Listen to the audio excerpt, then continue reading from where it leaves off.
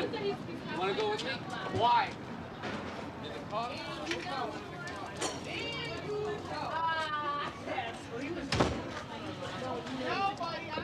From your perspective now, as you look at our society right at this moment, we have a lot of unemployed people.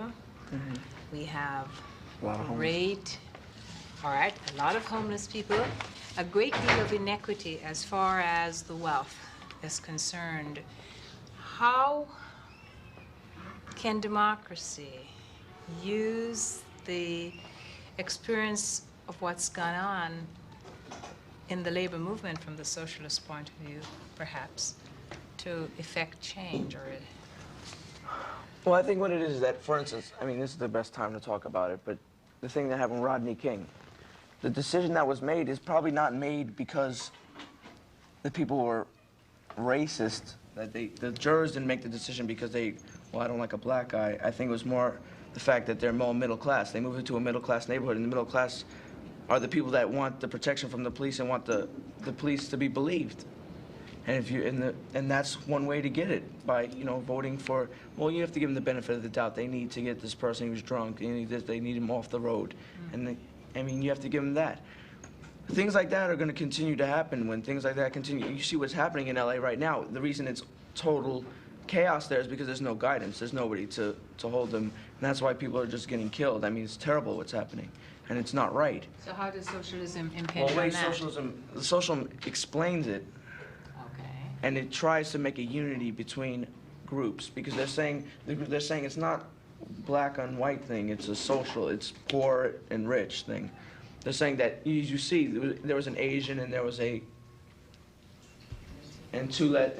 Mexicans or Latinos on the jury, and they decide the same way. It's not because all the groups just had a conspiracy against the Rodney King, but it was because they're all middle class. They moved into a middle class neighborhood, and that's a big problem. They say there's political reasons they don't want to do it in LA County, but that's a huge thing to when you have. It seems like the most problems are really between the social classes, and not really, even though it just hides itself under racism. So you think that socialism might give democracy well, it might give unity to groups to make democracy. Work. That's an interesting thought. Well, because you see, I mean, people, for instance, they say, get Jerry Brown because he'll get Jesse Jackson, and Jesse Jackson will get black votes. But it's not really, you need to find somebody who's going, I mean, Bill Clinton got a lot of middle-class black votes. It's not because he said he was going to get Jesse Jackson. He said it's because he had middle-class ideas that these middle-class blacks believed in. And so it's not a racial thing, it's socially what people want. And that's how, if you can unite a peoples under, say, the lower class, or the lower middle class, or the middle class, then the lower class is usually the largest, then you would get democracy, because then if they're united under ideas, and with no racism, they're all split up because everybody believes that this white person is going to take my job, this Jew's going to take my job, this Mexican is going to take my job. And if you had everybody united, then there would be democracy, because then the majority would get their idea, what they want, across into the government.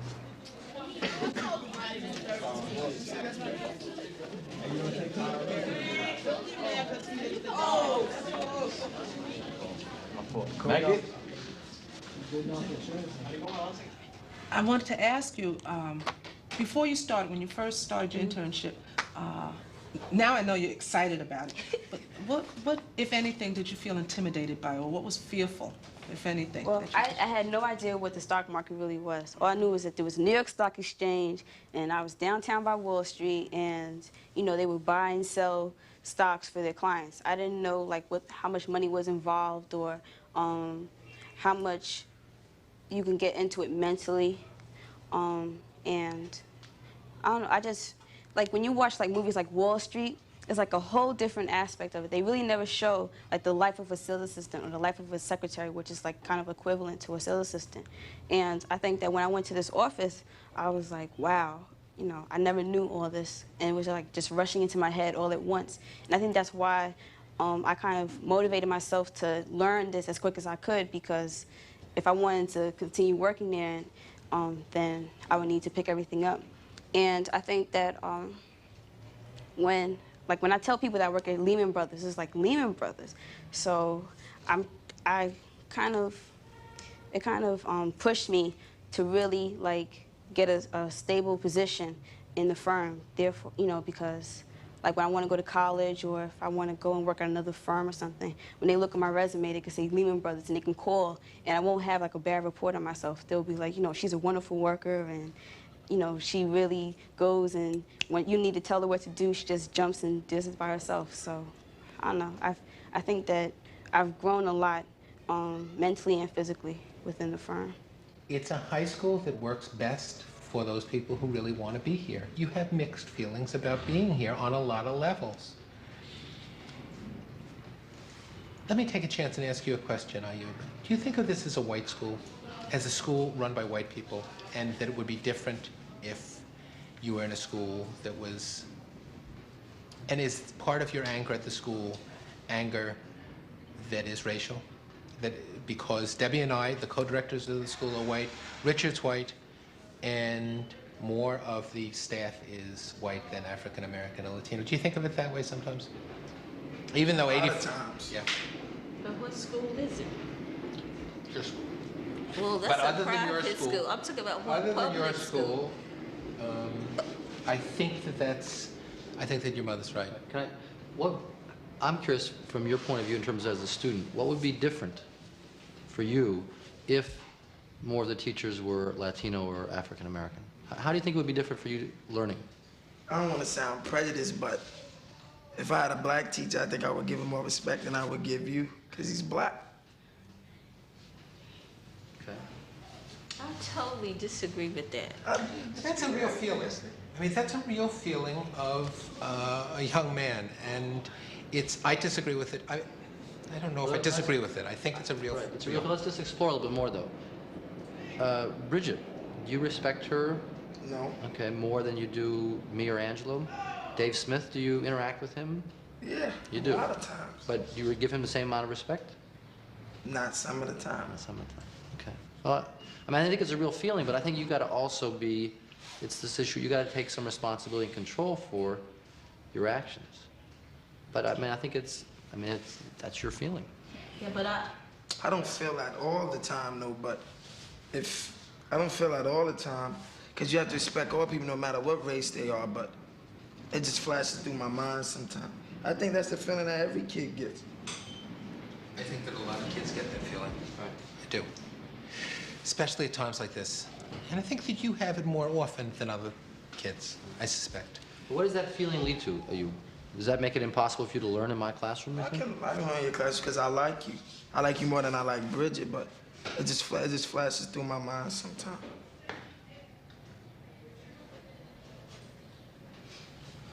And coming from a person's point of view, plus a student in school, also myself, I've told my son over and over, he's gonna find that it doesn't matter what color skin a person is.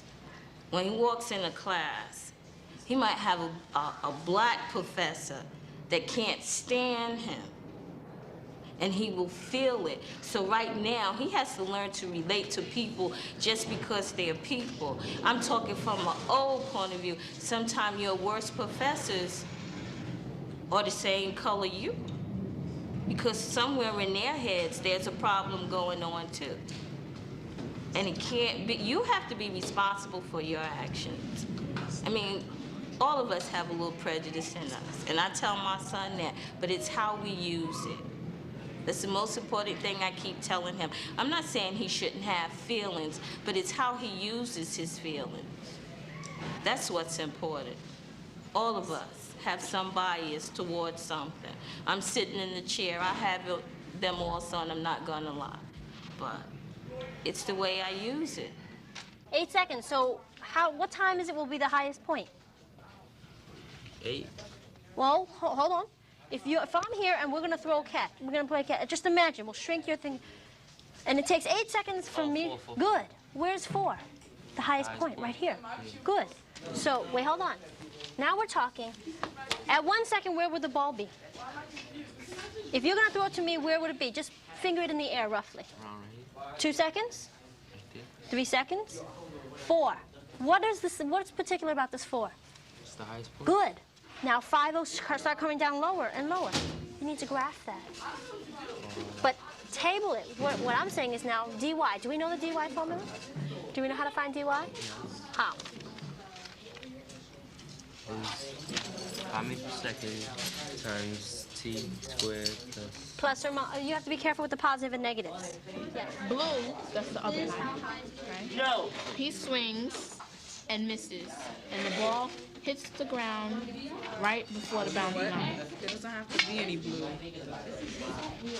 There doesn't have to be any blue. He just hits it over the thingy at whatever distance, and you already have the angle. He hits it over the net at a distance of 15 meters, and the ball lands right before the boundary line. Yeah. Okay.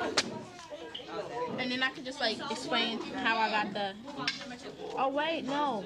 So the ball lands in front of the boundary line in 5 seconds. On the other side. Where's it gonna land? In front of him? Wait, okay.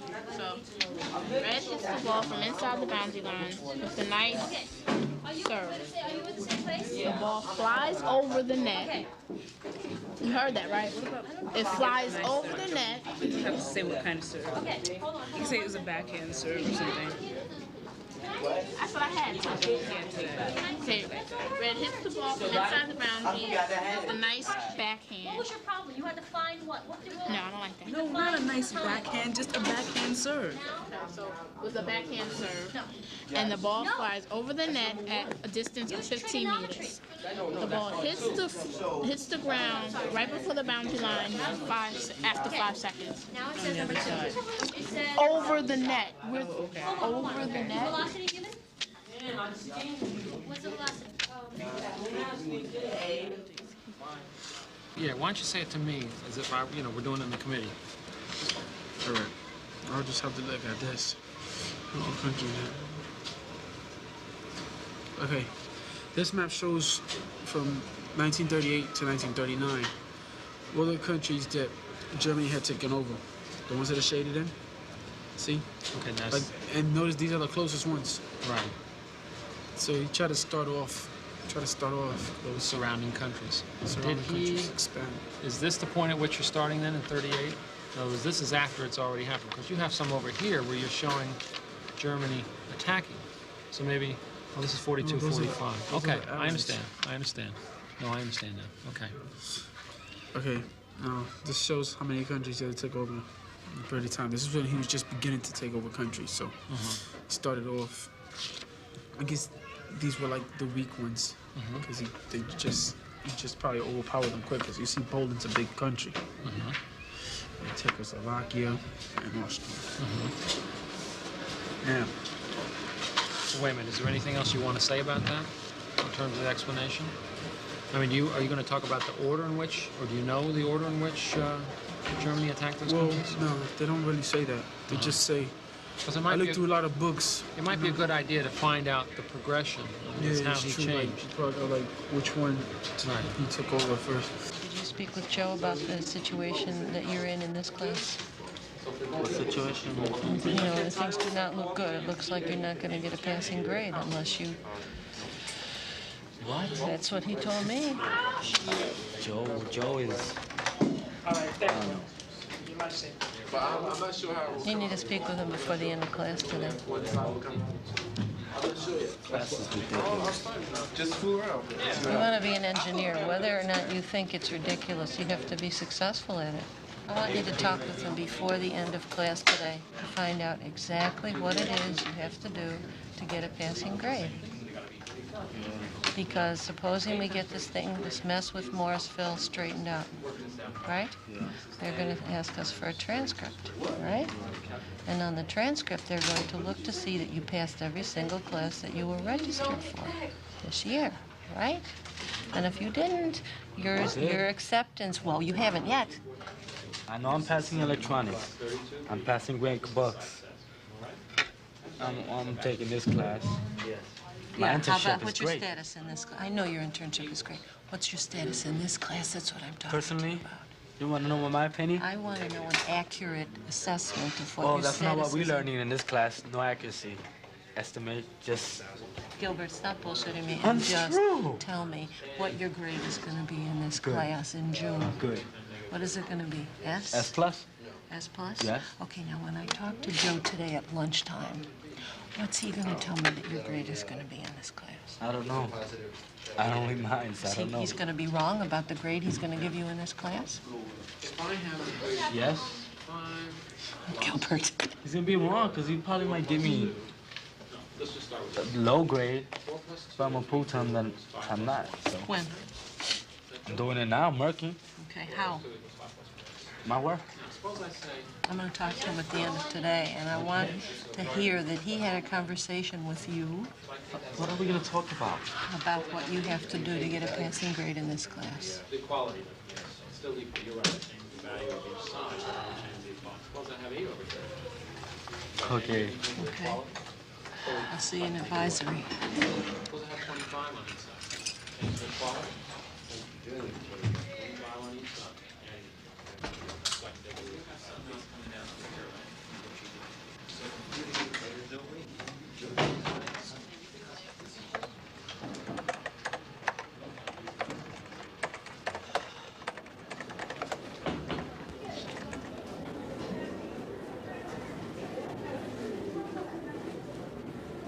With this joke, who did you think was going to laugh? Who did you think the joke, who was the joke for?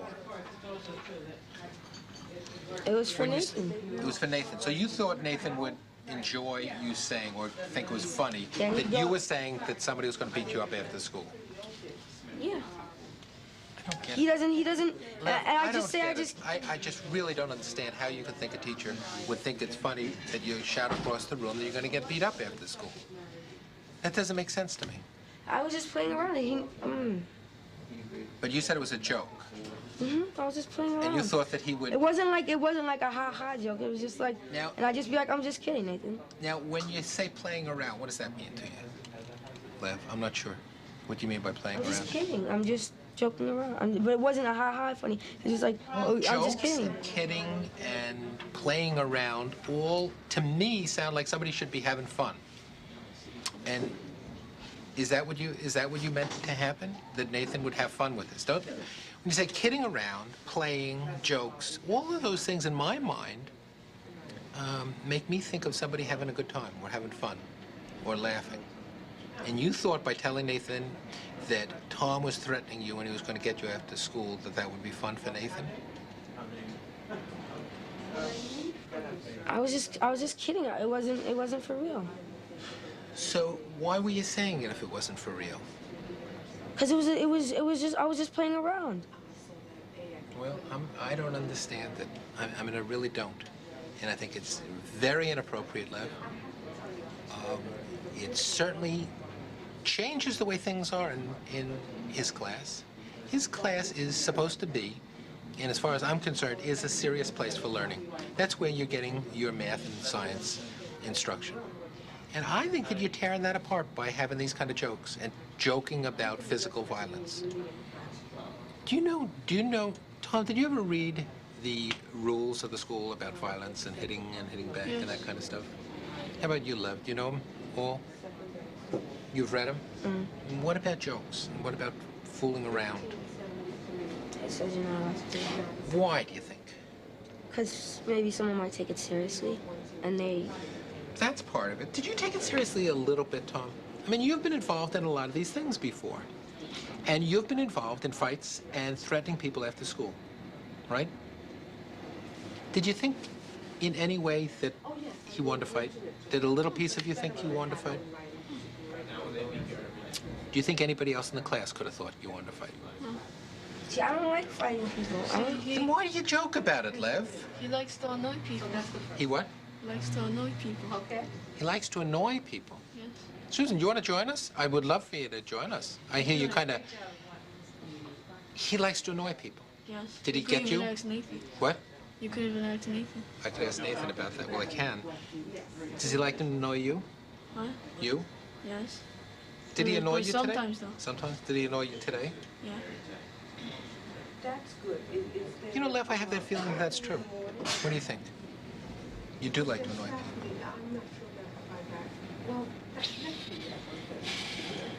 jokes about violence lead to not so serious things, not so funny things about violence, and pretty soon you got a fight.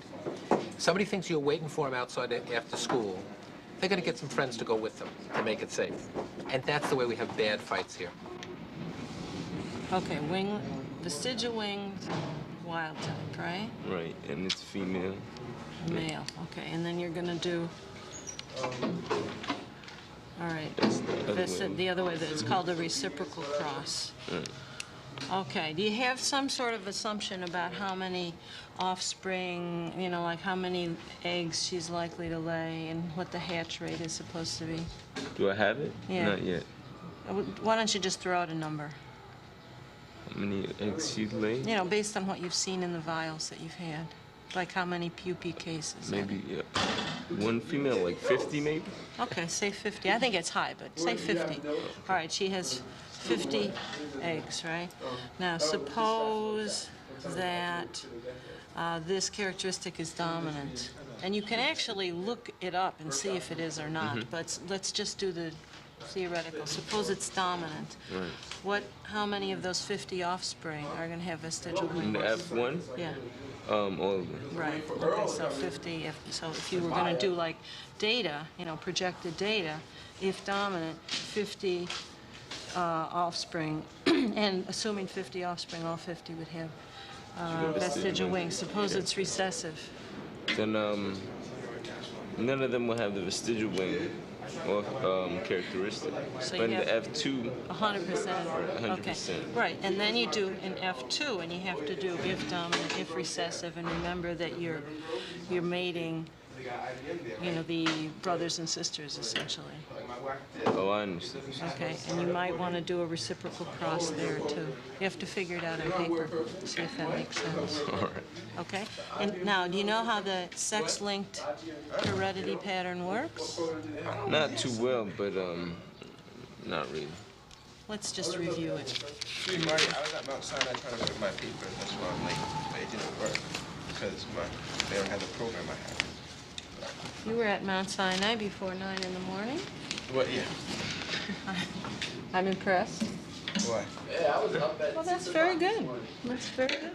There's hope for us yet. It'd be nice if you were here by 9 o'clock. So Well, I could come here first, but then I just had to go there anyway. So I figured. All right. A reasonable judgment. You know, in the future, if you ever have to do that one thing that really would make you be beyond criticism. Make a phone call and leave a message. Very good thing, communication. Okay, suppose you have a female, right? And you're going to look at the chromosomes. You have this situation, 2 X's. Right. Okay? And for male, what would the chromosomes? Right. Now, if you have a sex-linked characteristic, what that means is, you tell me what it means. Where's the gene? The gene is found in either the X. Yeah, it's going to be on the X chromosome, so let's just make a little circle there to mark it, all Okay. right? Yo, you know, I was reading That's this book. sex-linked. Now, designed for, like, most a of reader, not a these doctor. genes are recessive. A reader who's like not a Sex-linked? doctor, is Yeah. And most mutations are recessive. You know, there are some exceptions to that, but The wing, I think the wingless fruit fly is a dominant strain. you think it is? I thought it was recessive. Actually, it's in the book. That's exciting if it's dominant. Is it sex-linked, do you know? No, I'm not sure. Okay, well, we'll find out. You'll find out in July. But, okay, what percent are going to be vestigial winged? What percent are going to be vestigial? 75%? Right, But okay, this is and what's the confusing ratio me, of the 'cause sexes? both the X chromosomes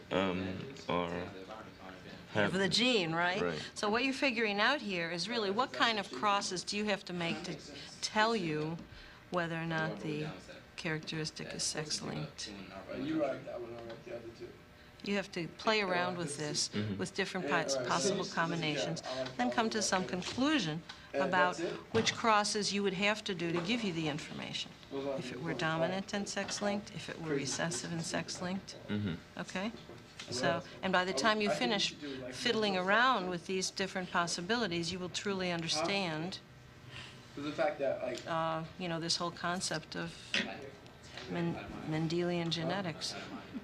and how you can tell just by counting numbers of fruit flies with different characteristics something about the genotype.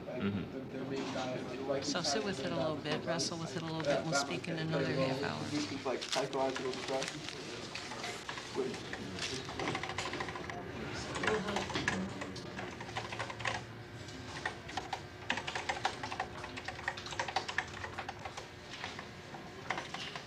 Okay. And now you want, let's see what else you dealt with in this. You see, essentially, you've got a lot of good information here. It just needs to be structured so that it makes more. Did you find any information about how Down syndrome, you know, what it is about Down syndrome that causes mental retardation? An explanation of it.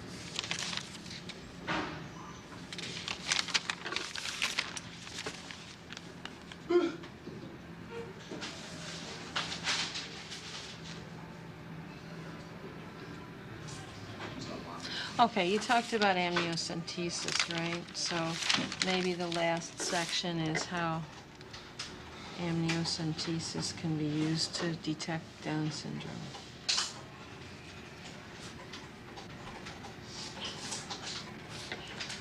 The conclusion is most satisfying if it relates somehow to... Yeah, okay? Okay.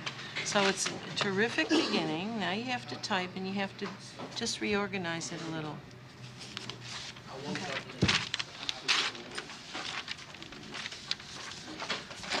I wouldn't have known what time it was anyway because the clock in my room went, the batteries went dead, so it was like kind of slow, like an hour or something.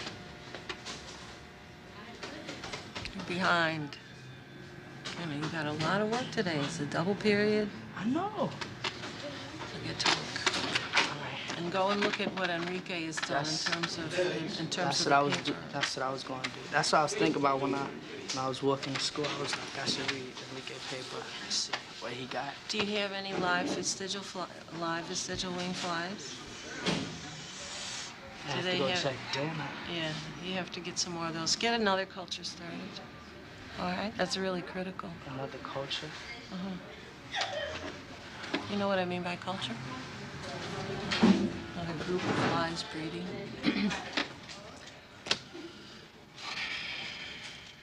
One of the ways that we've thought about the school is that if kids have developed 5 habits of mind, and we're going to suggest a 6th very soon, if they've developed 5 habits of mind, 5 ways of thinking about things, they should be able to graduate from here, because if they can do these things, think of perspective, from whose perspective is something being presented. Like when you read history, it's always from someone's perspective. What's your evidence? How do you show your evidence for something that you're presenting? If you're going to present your point of view about something, that's fine, but show me your evidence. Where did you get those ideas from? How is the thing that's being presented connected to other things? What if things were different? It's a supposition. And who cares? I mean, why does it matter? Why are we looking at this anyway? If people can think in those 5 ways, we think that they'll be in pretty good shape to be able to graduate. The 5, well, I'll tell you an interesting thing about the 5 habits of mind. We have, in the last year, had visitors. One was a lawyer, and he said, those are interesting habits of mind. That's exactly what I learned in law school. And if you learn a way of thinking like that, then you'll be a good lawyer. Another was a journalist who wrote a column in a newspaper in Maryland, I believe. And he said, that's what I learned when I was a journalism major. And the third was a physics teacher. And he said, that's the scientific method. If you really think about it, that's the scientific method. Habits of mind are what thoughtful people do all the time. And there are other ways of looking at them, and you all could come up with 5 different habits of mind. But they are, you know, a respect for evidence and a respect for perspective and a way of seeing things in their complexity, not simplistically.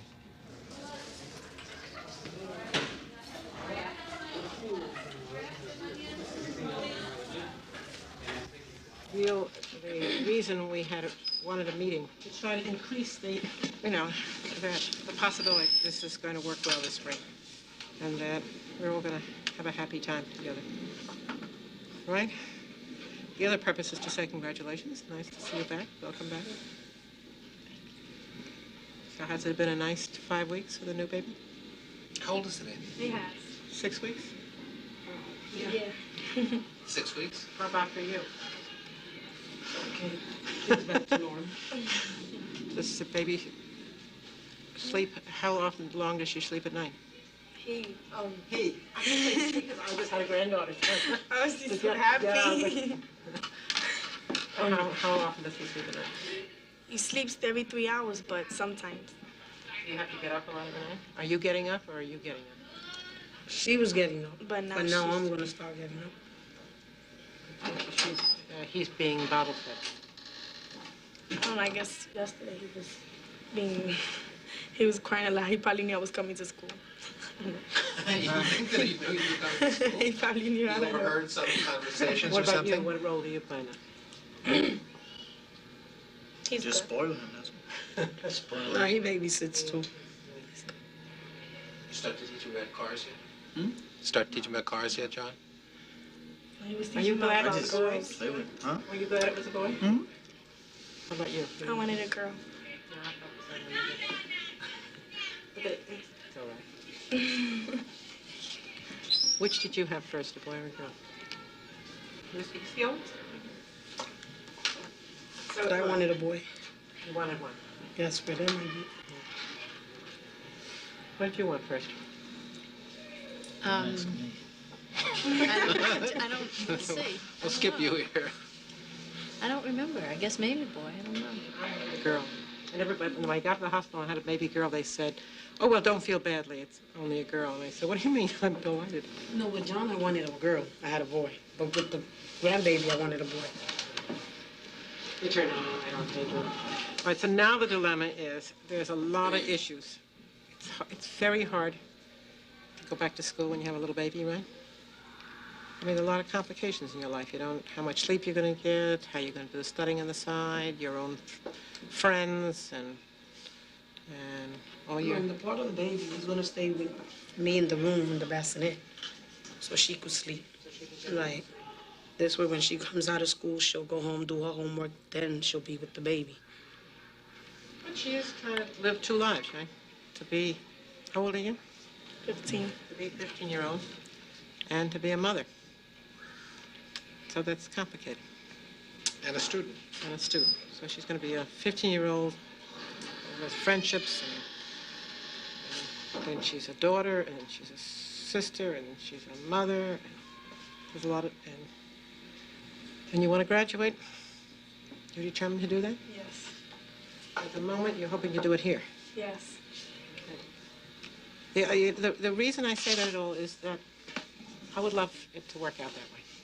I really would. Yeah, I want to Some schools where it's also possible to bring your child with you to school have some advantages. So just keep that in mind. I mean, it's not a defeat if you decide at some point that you want to be somewhere where the baby can come to school with you. Because that's no problem because I have to take care of him. I don't work, so. it's important to know that that option exists. Yeah. There are some nice schools that we know of where that's possible. And if at any point you feel like it, or she just feels like that she appreciates your doing it, but she would like to have her with her, that's possible. You need to know that's possible.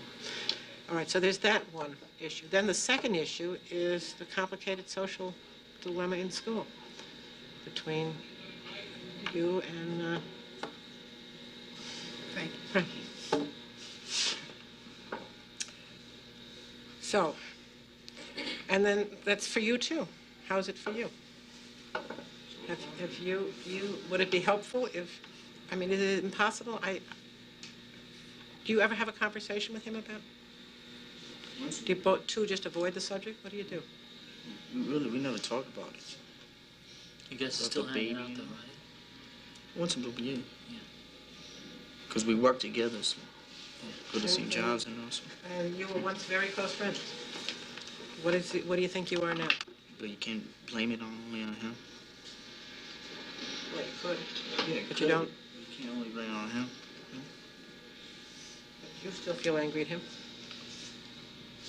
Not as before. Tell her why. Things are, slowing down. Everything's, he's being good. He's doing his part. He's coming over to see the baby. Yeah, this is new. This is recent. Now he's... And they working it a little better since he's been coming over. And you have a way of thinking about it in which you can see it as something that you and Frankie both made a mistake about? I mean, both did? Both chose? Do you feel that way about it? Really? Okay, it was a mistake in both of their part, but it's here. What can we do about it? We gotta keep... Sometimes you're just mad at one, you feel like, well, it's all his fault. No, I cannot blame him. Mostly I blame her, because she should have taken care of herself. And I feel she should have, the type of mother I am, she should have come up to me and talked to me. And if worse would have come, I would have taken her for birth control. And the baby wouldn't be here. See? Future, that's what we're gonna do. It's something that you don't want to think about, but when you have girls, you have to. Okay, so, and you still have to? Yeah, I have another one, a 12-year-old. No, but even for her, it's one thing taking care of one child. Oh, yeah. It's not necessary. It's not necessary to have 5 children while you're trying to get out of school. Well, he's been coming over to see the baby, and they've been talking, and it's not much of arguing now.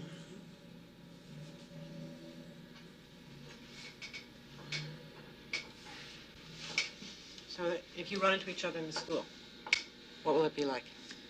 We did it today. I walked into the bathroom, and he kept walking.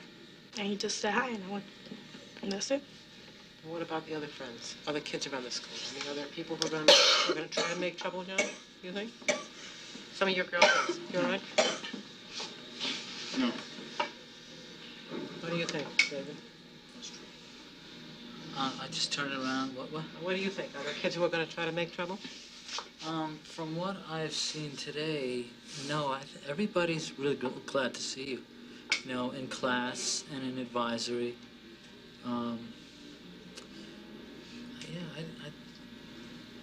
I can't tell. There's no way of telling. The person that I had problems with before, I know the trouble, was with his girlfriend. That's it. But so far today, I had a nice... She's not in the school, but she's in the neighborhood. She comes around, yeah. She stays. Now, if you see trouble coming, one of you sees trouble coming, what would you do about it? Like, you see yourself getting very angry. The best thing you can do is try to avoid it. But if they keep on looking for trouble and there's nobody around, you gotta solve it your own way. Well, we don't know how that's gonna be until it happens. Let's think of this school, inside this school. Inside the school? Or right out front of the school. Well, we're supposed to come inside and inform somebody. If we don't find none of you, the teacher. After school, it's mostly like PJ or Santiago, Tom, or Mark Lutsky's around. Just tell them. Could you do that even though it seems at the moment like you're so mad? That's what I'm worrying about. Like sometimes you can get so mad that you decide. No, we had a talk about that. We sit and we talk, and I explained it to her, and I explained it to him. And that's what we said. You get one of the teachers, or you get Debbie, or you get Suzanne, and they have to do something about it, and the fact that she's not attending school when you are. Would there ever be a time when there wasn't someone around then? Doesn't sound like there ever would be. No, because there was a couple of times there's nobody around, but there's never problems during the time. We can't tell now. Like juggling in front of school? Yeah. In front of school. Yeah, but see, 3:30, 4 o'clock. Right, but after Crucita spoke to her, she hasn't. Yeah, that's So when you go home, is that an issue? Does she go home before you go home? Well, I gotta go to work. She does go home before I do. Yeah. But before there was a problem, it was mostly with her. So I spoke to Frankie's mother. So Frankie's mother got her and spoke to her and told her, you know, this got to stop. You better leave her alone. So she's been going through where we live, but she hasn't bothered. She doesn't stop. She keeps walking, you know? So, For the first time, I mean, if you hear there's any trouble, would you promise to call me right away? yeah. Or Paul, or Susan? I think right away. that's Any what's one of really yous. critical, that there are quite a number of us around that you can get in touch Yeah. with. We'll And even leave if it you right have a away. worry about that something's Like, I even happening. told her, if Frankie starts bothering her, come up to Susan, come up to somebody, you know? What I don't like about it is that why from the school she has to take it all the way to where I live and around here. This isn't anything we have. I know, much unfortunately, we don't have I much don't know, control. but why start it in school then? That's what I don't understand. I just want to make sure that you have no reason not to come every day, that you feel comfortable when you're here, and that nothing happens that makes you feel that you're not safe. Look at the picture. I know, I walked by, I couldn't believe it. He drew the brain on the computer. You did that on the computer? He drew a neurotransmitter, a nerve impulse, the synapse between two neurotransmitters. Usually when you have a false start, don't throw it away, keep it, and say right on the top, abandoned. Can I come to the bathroom? Look what I wrote. Let's see. This. Good. That's good. You can go to the bathroom and come back, take a little break, and write again. Matt, there may be a couple sentences, even though you don't like the whole thing that you wrote, in your abandoned piece that you can use when you start it again. So where'd you throw it? Unscramble it up and smooth it out and just leave it as an abandoned part of your writing, because people use that. I don't think that's possible. No? Okay. So next time, don't do that. It's your work, don't throw it away. So what you need to think of is another way to start. That's what I'm doing now. All right. Is that why your head's down? Yeah. All right. I'll be back in a minute and see how you're doing. How's your start? I'm just writing a little poem now. So I figure I'm gonna finish this one anyway. I like that one. If we could think of what happened. I love it. I figured out something. Did you? Mm-hmm. What's going to happen? He was asleep in his car having a dream about the tail light. All right. William, let me see yours.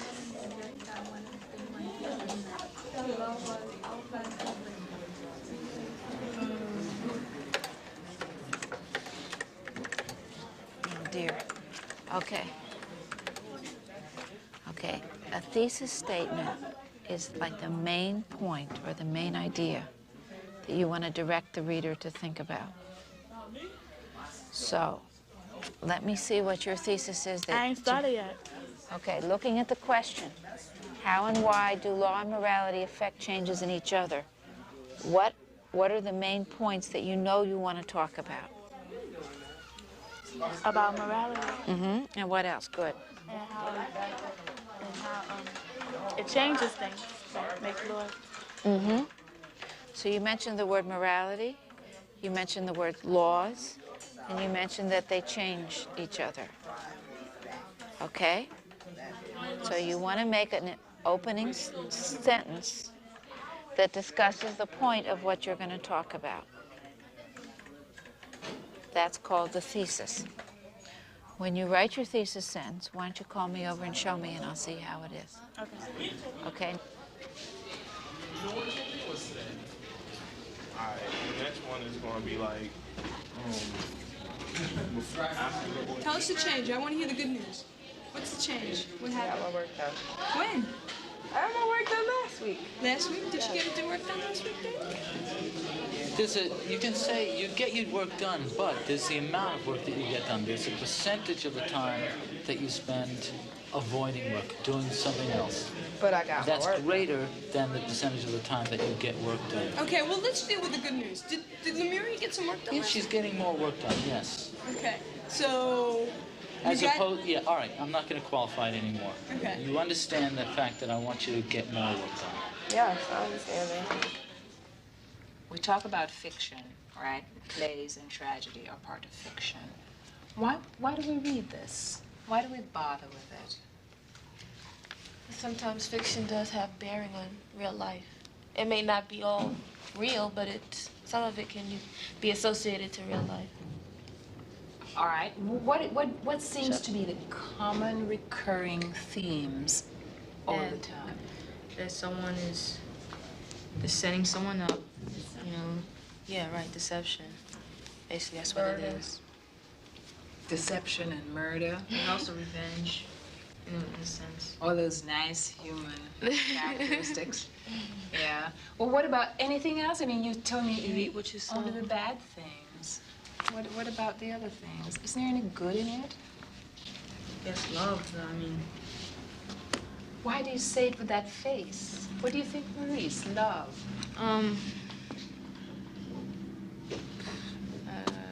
What do you think about, is love exemplified in this play? Wasn't it when Edgar and Gloucester? That's true. With Edgar and Gloucester, it's shown there. Where else?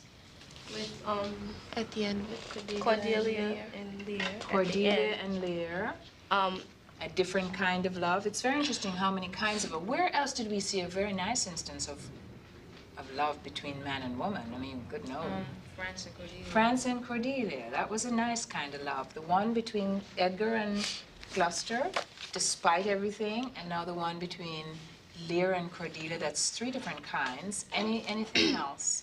What about Goneril love for Edmund? That was a selfish love. Yeah. How would you describe it? I mean, Goneril loved Edmund. It's not only a selfish love, there's something troubling about that love, because Goneril was already She was already married. Taken, so to speak, you know. And in a sense, it was an illicit kind of love. What else, how do you describe Regan's love for Edmund? That was like... Jealous. She didn't want her sister to She just wanted him because her sister wanted him. Yeah. So you have the examples then of 3 very nice kinds of love. And it's very interesting. I hadn't thought of it before today, that Shakespeare really does show the whole range. You have love between a father and a child, love between a man and a woman, and love between, what was the other one? Kent and Lear. Kent and Lear as friends, people who depend on each other. So that's 3 to 2, right? We can do without the 2 between Regan and Edmund and Goneril and Edmund. Then you could say there was a lack of love between, I don't even know if it was a lack of love, but just being that Edmund was the illegitimate son.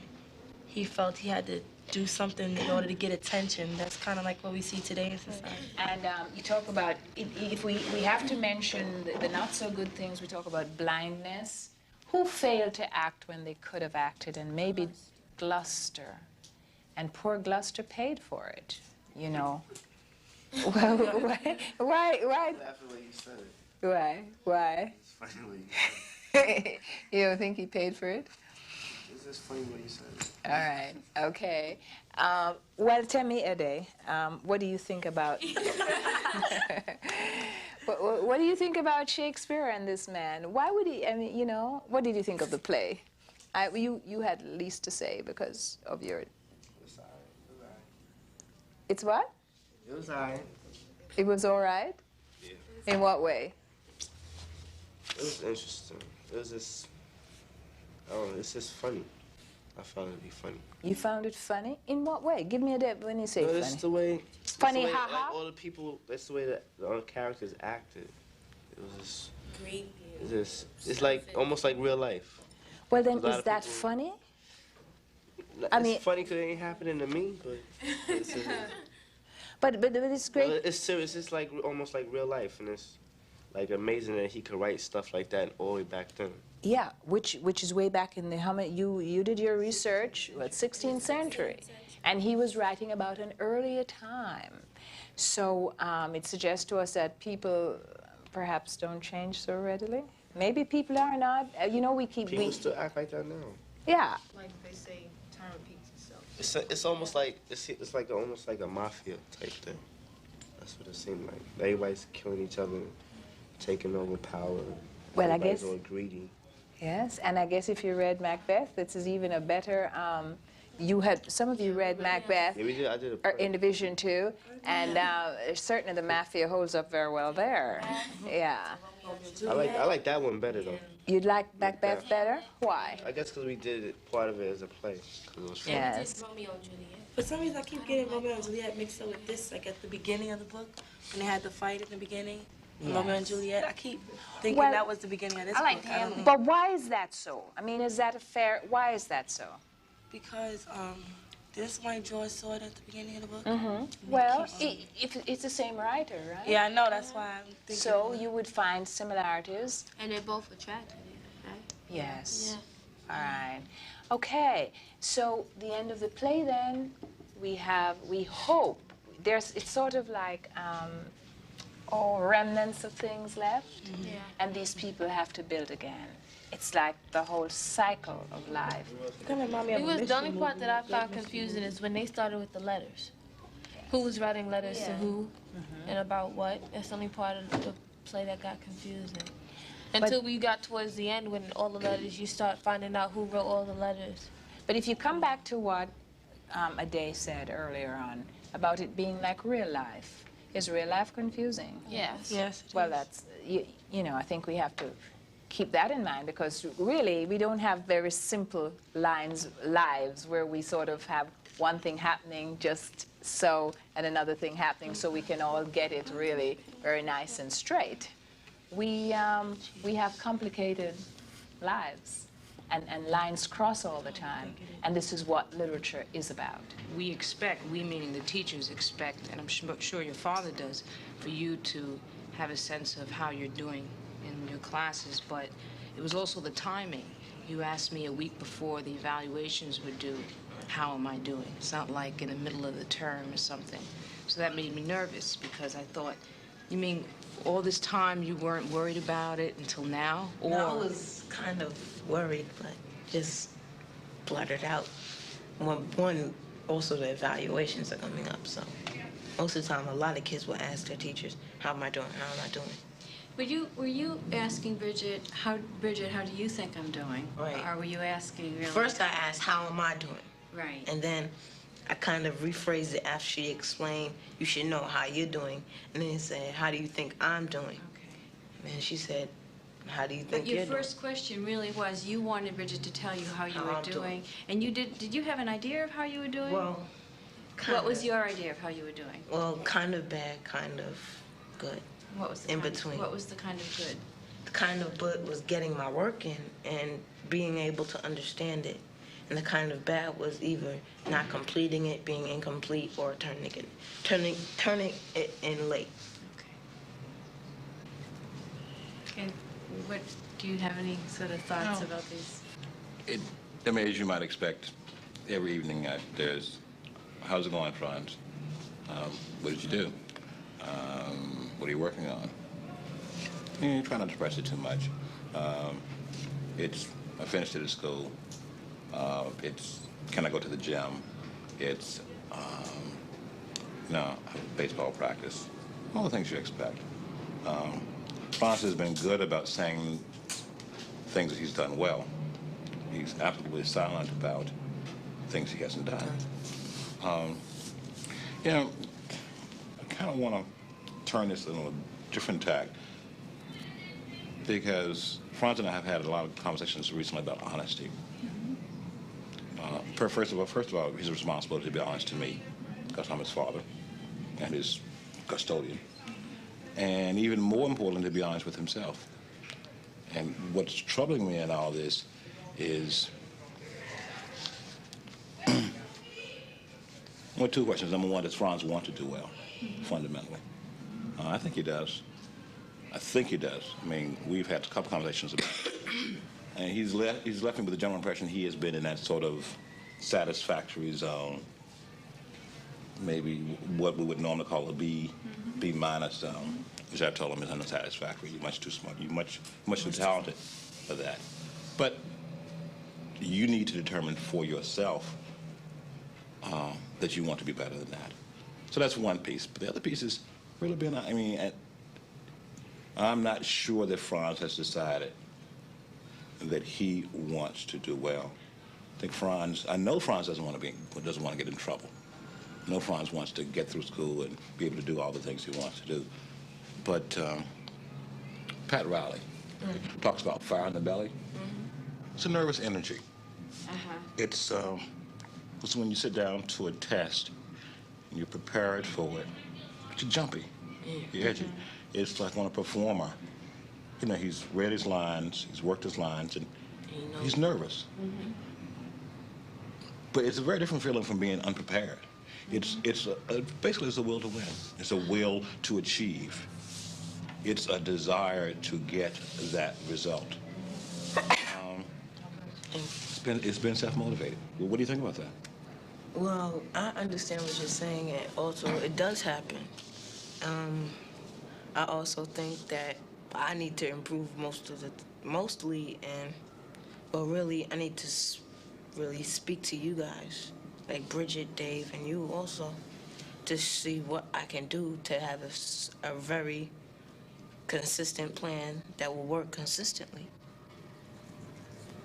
I think we need to go back to what do you want? Because certain things are going to happen no matter what. Right. Look, can you answer your dad's question? What is your goal? Well, for my job, career, or for you as a student? Well, me to be successful in life. And what would that be? Well, my dream is to be an architect. Okay, but as a student here, to pass in the this grades, school, to pass, to get through, and also be able to not just pass by hair, but be able to teachers say, well, I'm very, very proud of you because I know you're going to pass since day one or whatever, because I can tell you're smart.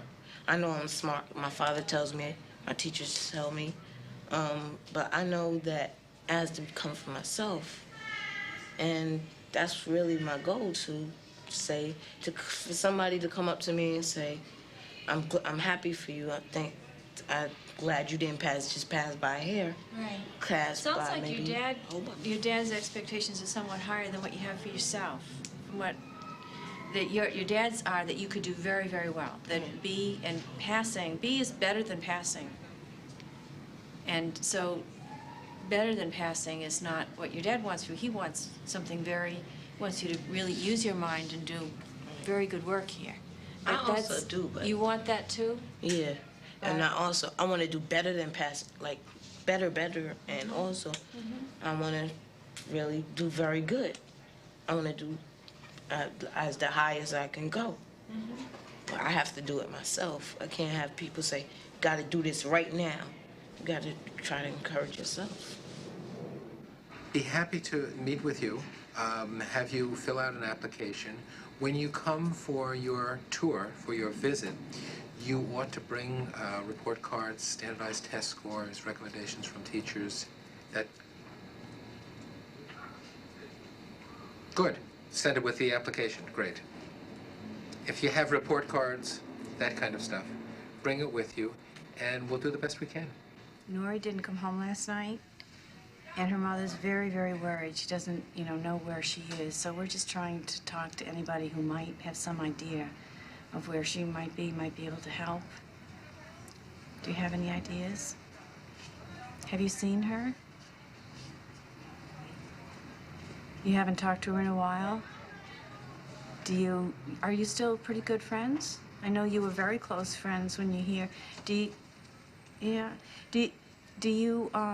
you think of any place that, that she might be, that she didn't talk to you about? She didn't talk to you, I guess, about leaving home? Do you know any other friends that you think she might be at? I mean, I think that meeting that we had was a clear example of a dysfunctional person trying to deny reality with their child. I'm not sure that a meeting is gonna. Well, that's another perspective. That's an interesting perspective. Because I don't know. It's almost as if. Well, then maybe. I mean, what would we do with an alcoholic or a dysfunctional parent? We certainly have dealt with that before. We've dealt with it with Susan Bolitzer. We ignore the parent. So it's focus on the child. No, not always. We haven't ignored the parent, and I think we've been rather successful with parents. I think Yeah, but what we do is, what we say is try to come to common agreement. We wouldn't deal with her issue of dysfunctionalism. We deal with the fact that we have some common issues that the parent and the school can connect on. We both want the same for our child. Well, the other thing is that it's not only rattling our cages, and it's not only pushing our buttons, it's also... Is it a real threat to the school? Potentially. I mean, let me put it like this. An accident can happen, and she can take it and move it into a political arena that could have potential ramifications, as we well know. And the idea of people out in the front, you know, chanting and picketing, and it's nothing that we want to live with again. That's weird. Having a gun pointed in your face and you don't even know they're going to shoot at you. That happened to you? Last week. What? Last week? Oh my God. You had a gun pointed in your face like this? Nah, I'm like that, but like from a distance, like cops. Nah, this car. I was talking with my friend in the corner. Shit. 119, and that right now is like a little hot because it's like. It's always hot down there. No, but it's like There's always shots in the middle of the night. man. Right in the corner from This one guy's of black back right is there. dangerous, I was talking to my man. friend right there, and this car just pulled out in the corner. With like the windows were dark, and he just pulled it out a little halfway. When I looked at the car, it was like this. I was His like, hand out like that? What he was aiming at? huh? Like that. I think he probably confused me with somebody, my friend. I just looked at him like this. I would have ducked. I just looked at him like. I'd have been running down the block. Like, If you run, they would have said that's him. Shoot his ass. Word. So if they see you close face out, they'll be like, nah, it's not him. Cannot run a bullet. So I know. So I just I just looked at him eye to eye. I was like, shoot me. No, like, if you shoot me, make sure I'm dead. Don't make me suffer. Serious. That's the most dangerous thing. But imagine being that guy that was in that got pulled out his truck. oh man. Can you just imagine? You You got all these people crazy pissed off, and not even at you. It wasn't even your fault, man. Just because you got long blonde hair. know what was going on when they pulled them out of I know. Yo, what was he doing with his car door open like that? I don't know. I never, California, when I'm in what are a you car, talking I about? always close the 'Cause door. I you in lock New it York. all the time. Cause I be afraid Yo, that in I'm gonna fall out or California, you go to the something. store, you leave your keys in your car within the ignition. Nah, okay? man, people are crazy all over this country, man. I don't leave my car But it's open true, for he was in nothing. LA, man. Like I went to Massachusetts, you know, over the Easter vacation, and they leave their cars open with the keys inside. I was like, you crazy? I was about to, you know, lock the door and everything. I was like, Give her the keys, yeah, take your keys, she lady. was like, no, you can leave the door open. I was like, what? She was like, this ain't New York. I was like, I know that. Yo, we be treacherous here, man. Wow. I be crazy scared. I put a big alarm system and everything in my car before I go to the store. And everybody be buying the club now. And they leave it, man. They be in the store for like 10 hours. They come back, the car is still there. Yeah. I was like, Bro, you you do like that Boston? over here. You like Boston? In Pennsylvania? Yeah, it's fun over there, I man. don't know. There's too much smart people in Boston. After I went over getting snotty with me, I was like, check out what's your problem, man? I was just like for a question. They get snotty with me. I was like, In Pennsylvania, people be parking their cars and leaving them in the parking lot, and they leave their kids in the cars with the car open and everything. They just leave the baby sleeping in there, or whatever. Then they come back. I never leave my baby in Like, the car. remember that lady that went to court because she left her baby in the trunk? In the trunk? Yeah. Why you put it in the trunk? Because she went to work. She had to go to work. She ain't find no babysitter. Why Yeah, would we you no know about kid in that? the trunk? She left them in the trunk, and Is they found that- out that the It baby was was- crying, so they called the cops. But it wasn't really the trunk. It was a trunk, but she put the chair, you know, the seats in the back, she pulled them down. Oh, so she So laid the it down? trunk and the whole thing was, you know, one whole thing. And she You left the ain't hear baby about that? there. That's messed up. No, I ain't hear How about old that. was the baby? Like 1 year old, 2? How's your kid? It's real crazy. My kid, he's all right. He was sick a while. Well, yeah. How old is he now? He had 105 fever. What? Come He on, almost man. died? 106 and you dead. Nah, he wasn't dead. But he- I'm saying he was he wasn't that about sick to like he- die. But he You was serious, really man? hot. Yeah. You took him to the hospital? For Easter vacation, we went away to Massachusetts to see his grandmother. And he got real sick, 105 fever. Took him to the hospital every night. What was wrong? He went up and down, up and down. Nothing, just the fever. And then they said they found, like he had something in his throat. Some, A virus problem. yeah, something. How old is he? He's one, how many months? 14 months, something like that. 14, that's one. A month and two. A year and 2 months, something like that. Yeah. That was a year and a half. Y'all haven't seen that baby. My friend's baby. How old are you, Jose? I'm 18. I'm 18 in 2 months. I don't know how old I am. I'm 18 and I don't know. I'm about to be 19 soon. I remember when. I can't imagine being a father, baby. That's one thing, man. And I remember you. I never imagined myself being I a remember father. you. We used to hang out with Melvin in his house. He goes, hell no, I'll never get a girl pregnant. And boom, he was the first one who got a girl pregnant. I remember that. Remember we used to be like, remember what I used to say this? I was like, We used to always talk about people. We used to stay in Melvin's house. Remember Melvin? Melvin? Yeah. We used to stay in his house like for like until 1 o'clock in the morning. Used to talk about baseball and not talk about that. One day I kicked the block because my mom was coming like at 2 o'clock in the morning. I go, my mom. They're like, boom, they were out of the house. I used to always talk about. I used to see young girls having baby. I used to be like, damn. What the hell they doing, man? And then it happened to me, but I didn't want. We didn't want to keep the baby at first, but then we had to keep it. Why? It was too late to do anything about it. How you feel When now? we told our parents, she was already 6 months. 6 months. Damn, they didn't know this? No, she ain't show. Girls, we don't be showing, man. Especially his wife. You be wearing baggy clothes. Yup. You get away with that. Yeah, she got away with it till she was like 6 months, and then after that, how your parents took everybody was shocked. Yeah? They got mad at y'all? My parents didn't get mad. I mean, they was mad, yeah, but what could they do about it? That's true. But her parents was like, y'all gonna have to get married. Not her parents, but her grandmother. So we did. I don't know who's like, Where's the ring, B?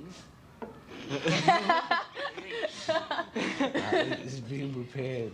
Yeah, right. It's being made to my size. I thought you told me last year, man. Come on. I remember you told me last year. Take that shit off. Take that shit off, man. You down OPP. Shit. I remember last year he got something. Yo, my girl's pregnant. I was like, who? Yeah, when he told me, I was like, yo, he told me to melt. I was told like, me that shit, B. I flip. I remember what he told me. I was like, wow, you stupid or something. That's something, man. At first, I still can't believe I'm a parent. No, cause you're too young, B. You 18. But how you feel about it now? Like how you feel about your baby and everything? Since at first you didn't want to keep it and all. I love my kid, and I'm proud that we went through it and we had the baby. Cause I don't know, it's hard to just think about not having the baby around. So that's basically it. That's the reason. I don't know, but the baby. It's like if you could have done is something, you would have. man. But now that he's here, yo. Yeah, but a baby is a life, So that's. You're like a dog. You could just. I go. know. It ain't like. I don't know. It's weird. Having a kid and then being there to see it be born. That shit. You saw it? You were there? You saw it come out the mother's womb? Yo, that shit must have flipped you out, B. Did you want to faint? You never seen a baby come out? Not till that day. Yeah, nah. And what you But did, you just standing there, like all yeah, quiet? it didn't shock me until I saw the baby. The baby was one ugly little kid. Damn. The baby looked like an alien. I was like, what the hell? Yeah. An alien, you're so Now the mean. doctor said, you want to hold him? I was like, no. He looked like an alien. She was like, they all look like this when they born. They But come after out all a like while, purple, everything. Like, Nah, he was white. He was white, How much all did he weigh? wrinkled up. 8 pounds and 3 ounces. And when I saw my nephew, like, I was after being born, I was like, ah! It was like, had like Martha, his face He was had a big wrinkled. cone head like this. I was like, oh my God. not cone head, but He's like, he "I'm was making a all big wrinkled, head." all like, dude, I was like, ah! Now that kid is like, my son had a big cone head. I was like, what the hell? What's his name? Nico Joseph. Nico? Yeah. That was one experience I'll never forget. What? Seeing a baby being born. Let alone your baby. Your baby, I know, right? But With still, somebody, just any with baby. somebody other baby, man. You be like, ew, cause you see that shit come out with all that disgusting stuff. I seen that shit on TV one time, baby. But that's something that I don't know. I think was everybody disgusted. should experience that. You think so? All men should experience it. They should be there nah, I when feel like I'm a when good their one. wife has the baby. They should be there. Especially at first. That's something you never forget. You should record it, man. Yeah, they can't come She on. wanted me to So people record do it. that. They be like, She wanted me to record it. Like her friend took pictures. what? Just in there with a flash. I know. It's coming. It's coming. That's one thing, but filming it is alright. She must have changed your life completely around, man, right? You still be couldn't hanging out with believe your it. friends, though? Nah, everything's changed. My whole life has changed. I don't act like this sometimes when I'm in school, but out of school, I gotta act like. You gotta be more responsible. Yeah, I'm responsible and everything. You're still bumming. Everything changes. At And then- least you are responsible about it, because there's a lot of You guys got a out there job, who really right? care. Yeah. Where do you work? 92nd Street Y. Oh, you do? I'm gonna work there this summer. Yeah. Yeah, I'm gonna be a CIT. CIT? They wanted me to work Counseling training. doing that, but I was, they don't pay good. No, they don't pay good at all. I'm only doing it for the experience. I'm getting a doorman job. That pays good. For the summer, at least, until I go to college. What college you going? Whenever that is. I don't know yet. You getting out of school, or you gonna stay another semester? I gotta stay another semester to go to Hunter again because After you get from that lesson to no, you should go to your school. last year I never went to school. We still come to school? Come to school? Nope. It was too tiring to come to school. Imagine working to all. I used to but work till at not in least the 12. begin- Not in the beginning of the. Wait, not in the wait, let me beginning of talk. the beginning. Let me talk. Let me talk. Let me finish this. I used to work till like 12 o'clock in the night, right? And then you come home, and then you up because the baby, you know, they cry at all hours of the night. Wow. And you're always up. And then having to come to school at 8 o'clock in the morning. Hey, yo, man, I'll be dead if I go to sleep at 11, B. I'm serious. I used to go to sleep around 1 or 2 o'clock in the morning every night, and then wake up in the middle of the night to feed the baby with my wife. We used to share, you know, Yeah, it's your turn now. 5 minutes later. take turns. And that was, you know, that's too tiring to come to school then in the morning.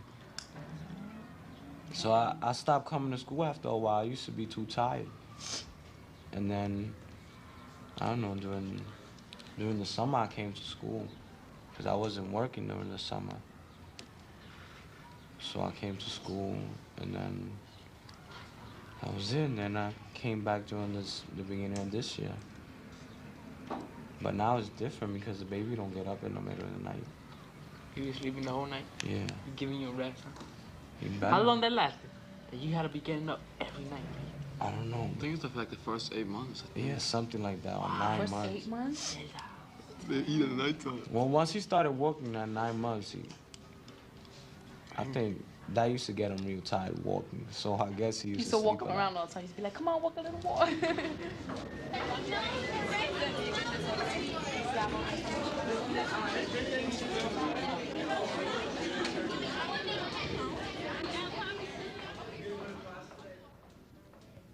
Because they all went to River East.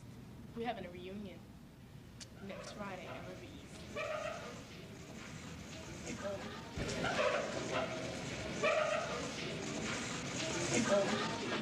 We said you sort of, it's not gonna be like a straight line, but it's sort of gonna be like a curve, sort of showing that it's gonna like the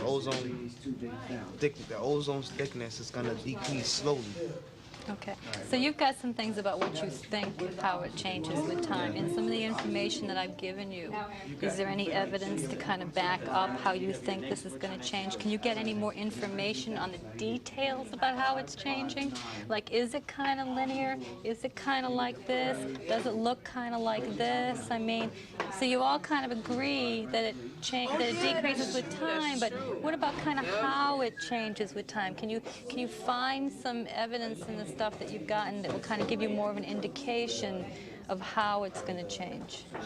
Well, I think I could relate it to the thickness versus the fraction transmission, because if it's gonna increase like this, if it's gonna increase like that, I think that the time versus thickness will, you know, decrease in the opposite direction, the same pattern. Why? Because that's what my time is. Let me see. You have to find us. No, this is the time. Why? Let me see. What's percentage? That's nothing. That's It's nice concentration. You know?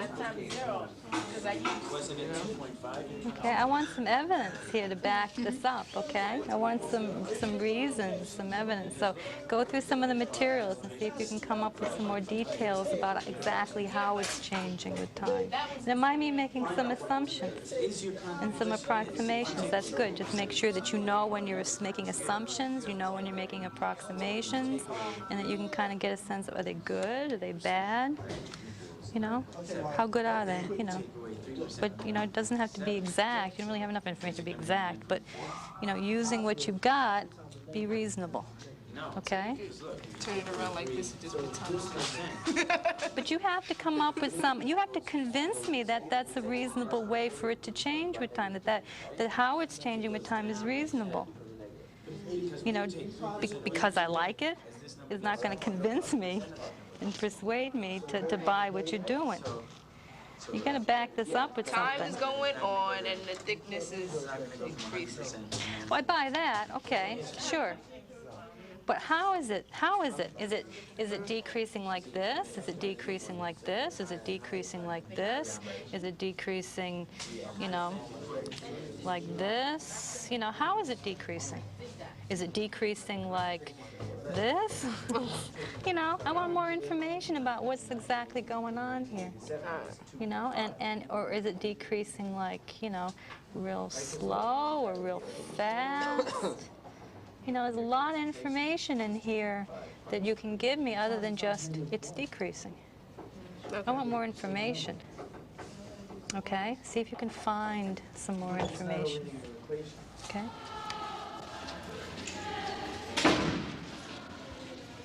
DC means direct current and AC means alternating. Which one has which? The battery or the socket has which? Direct is the socket. Right? Is the battery direct? Remember, the battery is direct current, is DC, and the and the socket is AC, is alternating. They're two different things. Do you remember what the difference was between them? I tell you this very early on. I'll tell you quick. I'm gonna draw a picture. No, it's not exactly that. It means this. And this is 0 on the oscilloscope. And remember when you did the little thing and you plugged it in, and the little sine wave always jumped up? Right? Like say the line started on there. And then when you plug the battery up. What is ohms? Right. DC always stays on one side, Rosa. DC stays, this is positive and this is negative down here. DC will only stay on one way, meaning the current only goes in one direction. So that's when I write this, and I go, it always goes from the negative side. That's what I mean for DC. Okay? Alternating means, what the word alternating? Something's alternating. What does that mean? It goes back and forth. Just, I mean, think about these words as regular words that you know in English. Alternating means that sometimes the current's going this way, and sometimes the current's going this way. So if you drew it on the graph, if you use this guy on the oscilloscope, this is where it's going to be. Some of it's going to be positive, some of it's going to be negative. Some of it's going to be positive, some of it's going to be negative. Because remember, positive and negative had to do with which side you're on. When you switch things on the oscilloscope, when you changed it, it jumped down there when it was on the negative side. Alternating does both. Back and forth. That was a hard question, Jose, so. It was. Go ahead, since he knows it. Name the parts of an atom. Which part is involved in current flow? Right. Parts of the atom is neutrons, protons, and electrons in the nucleus. Yeah. And the electrons are involved in current flow. How? The electrons do what? They flow. They do the flowing. They flow. So the electrons actually do the flowing. Oh, all right, Steven. Next. What is Ohm's law? V equals I times R. Which means? Voltage equals current times resistance. I think we all have a sense. I mean, the senior institute students that were here a little while ago, they have their own opinion and they want to go and start fires. That's their situation. We're not involved with that. And we have already stated that this is a positive way of resolving the conflict. We are not going to go to start fires. We are not going to go to kick the shit out of people. Because that is not what we're trying to achieve. The point is, we're trying to achieve a positive way of dealing with things. We are trying to let them know how we feel about the situation. That we feel that the situation was unjust. That Rodney King was beat by police officers. And he did not get a fair trial. He wasn't on trial. Can I say something? You don't understand. He was on trial in a sense because you see these police officers. They were police officers.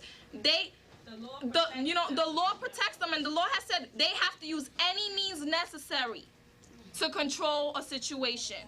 They have that right, but they did not have the right to control the situation the way they did because he was not defending himself. You see, Rodney King was not defending himself in any way. That man was beat to who knows what. He lied on the floor and had cops beat the shit out of him. And we have to let people know that we don't agree with that. And if police officers are out there to protect us, why are they beating us up? That's our point.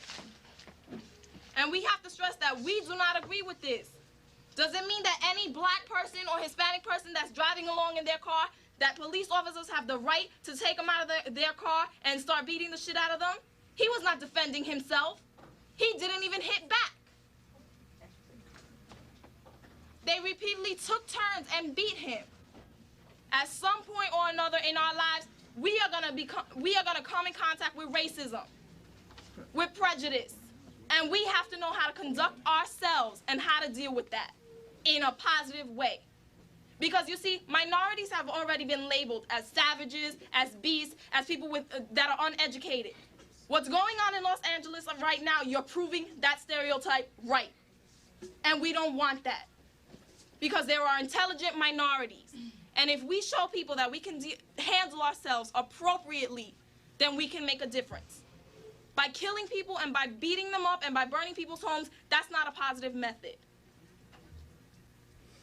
And that's what we're trying to explain to the system. And they have to know that we are not violent people. Not all of us feel the way those, yes, we are all upset and we are hurt. And yes, we are outraged at the situation. But we are dealing with it in a positive way. We're going down to City Hall to make a point. To make a point that we don't agree with the decision, but that we are intelligent enough to know how to deal with it. And we're not going to take violent actions against people. And that's our point. And if you truly believe in this, then you will go with us. And if you have doubts, and if you're afraid of the situation, don't go. I'm saying, but if you want to organize a march that's really going to have a statement, that's really going to say something, and that's going to really make your point get across, then y'all need to be more organized than having a meeting on Friday and having a march on Monday. Because that is not going to really work. You do not have real organizations, just like people are here now talking about emergency meetings and stuff like that. That's fine. You have some organization, but there's still going to be chaos. You need more time to think about this. This is a good thing that y'all want to do, and I understand that y'all really feel about this, how y'all really feel about this. But if y'all going to do it right, y'all have to have more time. You got to think about what you're doing. You got to have a main point. You have to have a reason for being down there. You have to have a position to stand and keep standing on it. You do not go down there one day and expect that to do something. You keep doing it. This is not going to go away by one march, by one high school. You need more people, more action. You need a point to stand by. Y'all want to do this? This is fine. Get in contact with other high schools that you know feel just the way that we do, and get them to come down there and have leadership, have structure, so you will have that. We understand that, but right now our main focus was on our school. Later on, if we do decide to have a second march, then we will take action that way. We will inform people there is a second march, this is what's going to happen, and if you want to get other schools involved, that's okay. We've discussed basically for our school.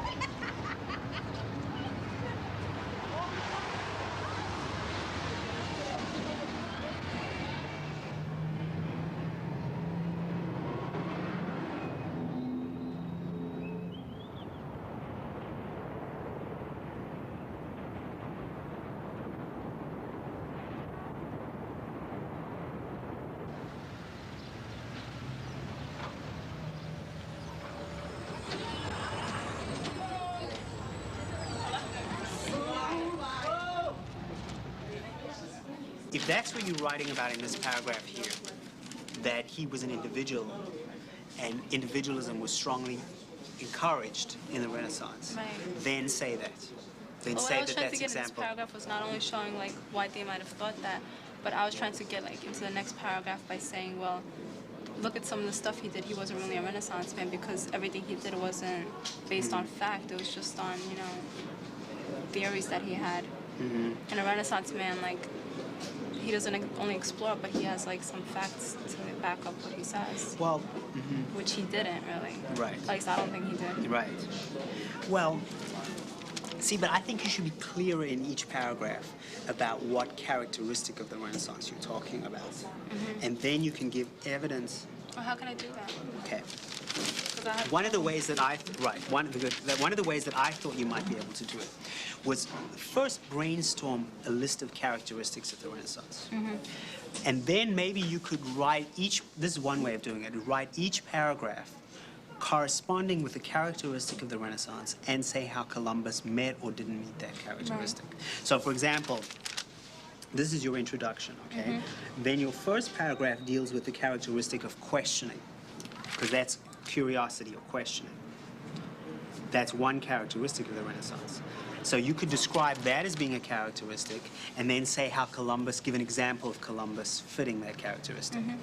Then the second paragraph deals with the second characteristic of the Renaissance, which is following an individual path. And then you could talk about how he does that. Your third paragraph might be that you said another characteristic of the Renaissance is that people had to have, as you said, evidence for things. Right? Right. They had to, you couldn't just come from some belief. It had to come from evidence. Now, what kind of thinking is that? I forgot what it's called. What subject do we study that we know uses that kind of thinking? I forgot the word. Humanism? Well, that's not exactly what I'm thinking about. That's the word you meant. With an S. Well, so how about science? What about science? Because, That's not what I was thinking of when you asked me. What was that word that you said? Secular? That's it. That's what I was thinking about. Oh, so that's a non-religious worldview. Right. Okay, but I want to come back to that one. But if you think about it, in science, if you believe in science, you have to see things for yourself. You have to prove them. You have to have evidence for them. You have to experiment and have, you know, you have to have a reason for something. It's not just because God willed it. Now, what you're saying is that he didn't really always have evidence for this thing. Right. So, you know, in that sense, he might not have been. Well, like in my opinion, he was a Renaissance man. He had some of the characteristics. Right. I just don't think he had fact. Right. All right. All right. But I think you have to have evidence for that. And you could talk about some of the characteristics that he didn't have. Right. So I want, you know, that the one way that I think you could go about doing it is just, you know, going through all the characteristics and then saying whether he possessed them or whether he didn't. And I would talk about secularism. And I want you to think about that one, because is it true that he had a non-religious worldview? Well, not totally. Right. Right. Why? Well, because when he started sailing, one of like the three things that he stated for his reason for sailing was God, gold, and glory. So it couldn't have been a non-secular. Right. a So non-secular. that, you know, that would go, you know, you're ambivalent about whether he's a Renaissance man or not. And certainly you should use that. In my opinion, I don't think he was. But there's, Right. you said like European. Okay. That was the question that you asked. So. The question I asked was he a Renaissance man? Did he represent the spirit of the Renaissance? In Did he Europe. have some of the characteristics? Yes, in Europe. In Europe, I believe he did. Right here and now, I don't think so. See, that's why it's hard for me to like write the paper and like with one point of view. Well, I could write it in Europe. I believe that he would have been considered a Renaissance man. He was considered a hero at that time. Right. I don't think he was a hero. Okay. All right. But all right, now I see where the confusion came in. I think you have to look at it in terms of the Renaissance at his time. You have to, in the body of the paper, you have to say to what extent he represented the Renaissance at that time. Then you could go on afterwards and say, but according to today's characteristics, today's That could be my qualifications of conclusion. Renaissance. Right. That's right. Okay. So what you have to do is you have to go through the characteristics of the Renaissance and to look at the extent to which he fulfilled them. Right. And there you need, I guess my criticisms are that you need to break up each paragraph. And you also need evidence, as I said. You need more evidence drawn from his life and things that he did to back it up. Okay. We didn't know about. It's the third shooting this week. You know, Katara's cousin was shot and killed. What's his name? Was shot. One of our students. Who came in this morning? Was that Katara? Katara's. Came in this morning? Yes, I went, yeah. And now this. 23rd Precinct also called to find out whether there's anything that we were worrying about the King. Yeah. You know, Debbie, I wonder. So he says, did you discussing the pros and cons? I said, I don't know of any debate of that sort. There aren't any pros and cons in this school on that subject. We said, yes, I understand that. Well, I'm sure that there are a lot of policemen across the country who are outraged, too. All right, let me ask you this. What is the purpose of this forum that you're doing? Okay, purpose for the struggle is that at all these discussions about the rally or other demonstrations of what's going on in LA, there's only one opinion that's thrown out. And what I want to get out of this is that, okay, we have people in our school that feel one way, but let's hear the cops, what they have to say. And we say that we were harassed and, beat up or whatever at that rally, and we got hit, and they said it was because the cops had something against them or whatever, wanted to, but let's hear what we wanted the cops to say their views and what they were trying to do. So that's what. And plus, instead of going to all these rallies, we could try to find some solution to what's going on at these things and make it better. What do you mean find a solution? How? Well, what they were saying yesterday at those meetings were that which meeting? In the library. That the cops. Well, actually, I think it was Vanetta was saying that the cops were just doing their job, and that you should have a certain type of respect for the police officers, and you can't be going all up in their face and things like that. But how I saw it was that it was the opposite. The cops were the one who were instigating the issue, and they were all up in the people's face, and they should have knew that it was high school students and junior high school students there, and that they weren't supposed to do that. There wasn't any provoking by the students, because I heard there were like girls who were, like running up to police officers and threatening them, like saying they were gonna hit them and like just saying things against the cops pertaining to, beating them up and things like that. Yeah, but cops. I would think that would provoke an officer. Yeah, but cops should know better. Even if somebody provokes you, if you're a police officer, you have, you're there to serve and protect. You're not supposed to be hitting 13-year-old girls in the face or something like that. And that's what happened. That's what happened? Yeah, they hit a girl in the From our face. school? I don't know. Was she from our school? They hit a lot of kids. Yeah, they hit a lot of kids with sticks and stuff, and it's bad. You might get a pretty big audience, Yeah, I know.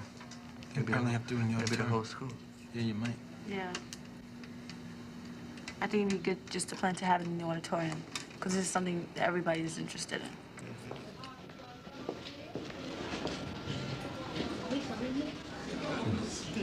I want to just say that I think next year, because I just don't see any way to do it now, we need sort of more formally to think through the issue of how, we all have a view, a part of our role as a school is to make students feel their political citizenship. And we don't have any bones about that. That's not a question. That's not using kids for political agendas and one thing or another. That's part of our responsibility, to make them powerful political actors. But there are places in that agenda which get complicated. I mean, there are borderlines between our role as helping kids be political citizens and using kids. That's the extreme end, our using kids for our political agendas. And then there's a lot of gray areas in between, where it's not easy to always know what it is we're doing and who's doing it. And we're very busy with our agendas, so of other things. So sometimes we just say yes, yes. And I don't think we've thought through what it is that's involved. And the Friday's event is an example to me because we haven't the slightest idea what's educational about Friday. And people, we overwhelmingly voted in favor of that proposal without having the slightest idea who the 4 speakers are, what these workshops are, what the educational purposes of this. It's essentially, as far as I can see, it's because there was 3 or 4 kids in the school who have very strong convictions and have a definite ideology coming from their families and their backgrounds, much like my own when I was growing up. And we have 1 or 2 faculty members, or in fact, a few other adults who support that. And on the basis of that, which we wouldn't do for anything else pedagogically. I mean, we would think through anything else with a great deal more care. We were going to have an educational event lasting 2 hours in this school. We would spend a lot of time organizing it, as we would with a class. We would try to think about what's the essential question, so to speak, what's we hope to get out of it, what's the size of the group, what kind of discussion, what kind of different viewpoints, what's the argument. So when this was a Parents Association 3 to 5 event, I didn't have any worries about that. When it was seen, now it's something in between. I mean, sort of, to make life safe for ourselves, I call this a PA event. But obviously, it's not exactly a Parents Association event. It's a staff-endorsed event. And I just think this is not terrible. It's not the end of the world or anything, but I think there's all along whether or not we handle politics the same way we handle other education. If we think our educational approach is good pedagogically in classroom, that is to have various viewpoints, to have arguments, to get kids to do some investigation, then it seems to me our way of approaching getting kids politically active should be similar. And then if, there are a lot of other things. Bringing kids to meetings, I don't think there's anything wrong with that. Bringing kids to meetings, letting them see what politics, coming back and writing up different arguments, coming to see other kinds of meetings. In a way, we don't think through the question of what kind of activities are legitimately and powerfully appropriate for a school to do to help kids see themselves as political activists. And it's even in terms of community service, whether there are ways in which we could use community service more effectively to make kids knowledgeable and thoughtful political activists.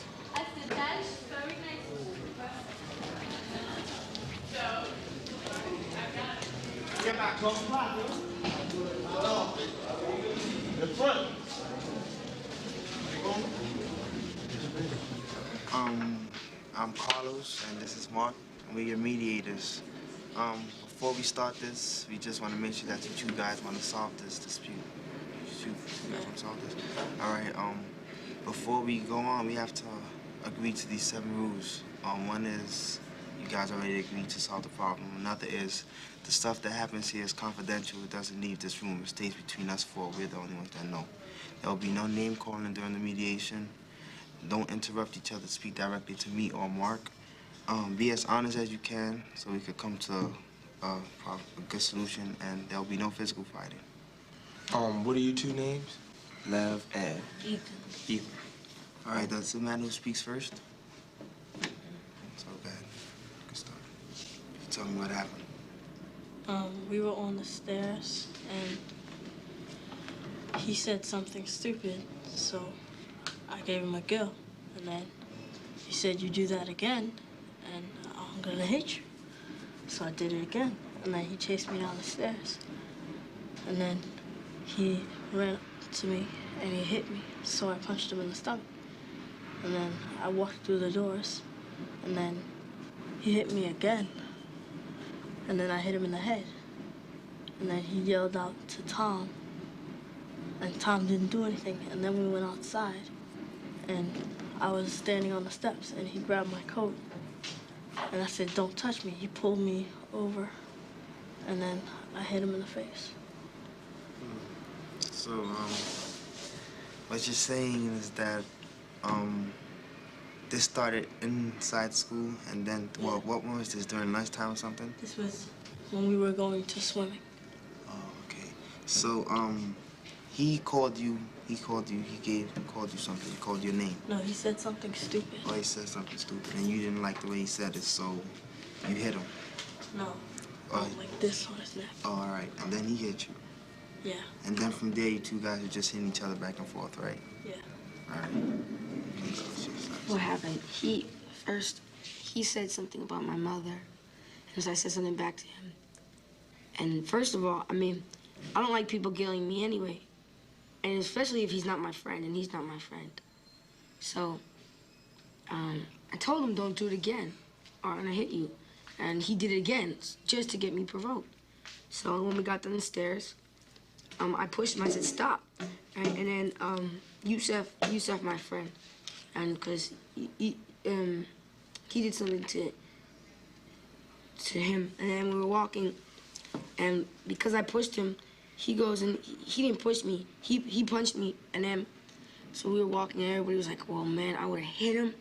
I can't believe that, man. And they were all like, you should hit him. And then I said, when we were getting outside the door, I pushed him on his head, and then he comes around and he hits me in my stomach. So then I went back and I pulled his jacket and I ripped it off. I ripped it, but it was kind of ripped in. It was like, it was old, and it was, bobby pins were holding it together, so it ripped kind of easily, but. So what you're saying is that you didn't like him playing a game with you, right? You know, even if I don't like it when my friends do it, and if someone's not my friend, I especially don't like that. Okay, and then what he did do it to you, you told him to stop, don't do it again, or you're gonna hit him. So, and he did it again, so you hit him, and then it just went on and on. And then wait, and then after we stopped, we went to the date. Tom pulled us, the teacher pulled us into the gym, and they called up Mark, and we had to go upstairs by ourselves to Mark. So we were walking, and you know where the guard's desk is? Well, I'm walking, and she's like, that. When we were going out of the gym, I held the door for him. He's like, that's right, you hold the door for me. I said, I don't have to hold the door for you if I don't want to, Ethan. So when we were going, I didn't hold the door for him the second time. I just held it for myself, and I went by. And then he steps on the back of my shoe and kicks me in my back. And the guard said, get back here. And he just ran up the stairs, and he didn't talk to her. And I didn't do anything back to him because I didn't want to get in more trouble. So you said that after that problem, you got pulled into the gym. Tom had called up Mark for you to go up to the office. You walked through the door. You walked through the door and you held the door open for him. He said, "That's right, hold the door for me." And then you went out to the other door. You didn't hold the door for him that time. And he stepped on the back of your sneaker and kicked you in the back. And the guard called him, but he ran up the stairs. How do you feel about this? I told him to stop. I told him no, and I threatened him. I said, don't, or I'm gonna hit you back. And he didn't listen to me. He wanted me to hit him. I mean, why would he do that twice? And someone's telling him that they are gonna do something about it if you hit them again. And he did it again. And I pushed him and I said, stop. I just wanted to ask a question. You said he said something stupid. Could you just tell the mediators what he said? Because it's sort of important to know what. I don't remember what he said. But he said something that annoyed you. Is that correct? It was just like something stupid, something that didn't make sense. Right. But he said that you said something about his mother. Did you say that after he said something stupid? Or before. I didn't say that. You didn't say anything about his mother? Do you recall what he said about your mother? Mm-hmm. We were in the classroom, right? And I was talking into the fan, right, to make my voice. You know how the fan, if you talk into it, it makes your voice. Squeaky. Yeah. So, right, and then he goes like this. And then you know that song, You're Never Gonna Get It, Never, Never, you know? Yeah. Right? And I was just singing to myself. I wasn't singing to anybody. He was like, you're never gonna get it, Nev. And I was like, oh, well. And then he was like, and he said something about my mother. And so I said, What did he say about your mother? I don't know. He said, and then he said, so I was just like, at least I have a mother. And he's like, well, so do I. I said, no, you don't. He said, then how did I get born? And I said, your father had artificial insemination. And he goes, that's stupid. And then he gave me a gill. Gave you a what? A gill. That's sort of like when you like fall across the yeah.